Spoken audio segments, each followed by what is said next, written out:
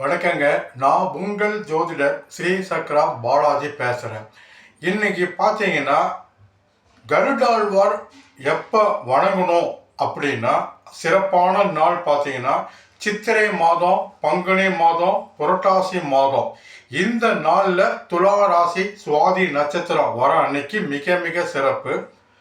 ஆடி மாதத்தில் துலா ராசியில் சுவாதி நட்சத்திரம் வர அன்னைக்கு கருடாழ்வார் வணங்கினீங்கன்னா மிகப்பெரிய தோஷங்கள் போகும், உங்களோட வேண்டுதல் முழுமையாக நடக்கும். இதை செஞ்சு பாருங்கள், மிகப்பெரிய நன்மை வரும். அதுவும் ஏகாதேசியும் சுவாதி நட்சத்திரம் அன்னைக்கு வரும் நாள் மிக மிக சிறப்பு. அடுத்தது பார்த்தீங்கன்னா ராமேஸ்வரத்தில் ராமபிரான் முத சிவலிங்கத்தை வைத்து பூஜை செஞ்ச முதல் நாள் பார்த்தீங்கன்னா ஆனி மாதம் சுக்லபட்சம் தசமி திதி கன்னி ராசி அஸ்தம் நட்சத்திரம் அன்னைக்கு தான் முதல் ராமேஸ்வரத்தில் ராமபிரான் வழிபட்ட முதல் நாள். இந்த நாளில் நீங்கள் ராமேஸ்வரம் போனீங்கன்னா, அதாவது ஆனி மாதத்தில் ராமேஸ்வரம் போகணும்.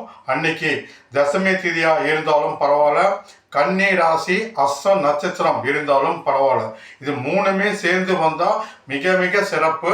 இல்லை ஏதோ ஒன்று தசமியோ கன்னி ராசி அஸ்தம் நட்சத்திரம் ஏதோ ஒன்று வந்து அன்னைக்கு ராமேஸ்வரத்தில் நீங்கள் ராமலிங்க சுவாமியை வணங்குவதும் தீர்த்த குளியல் செய்வதும் மிக மிக சிறப்புனா சிறப்பு. அப்படி ஒரு சிறப்பு.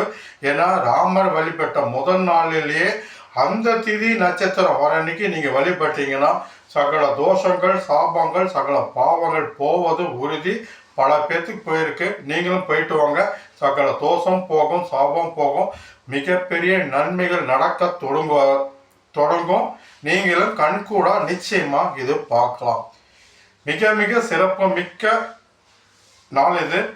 ஒவ்வொரு கடவுளுக்கும் அந்தந்த நாள் திதி நட்சத்திரம் வரும்.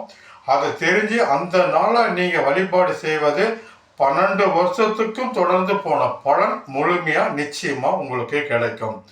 வணக்கம், உங்கள் ஜோதிடர் ஸ்ரீ சக்ரா பாலாஜ் சேனல் இருந்து ஸ்ரீ சக்ரா பாலாஜ்.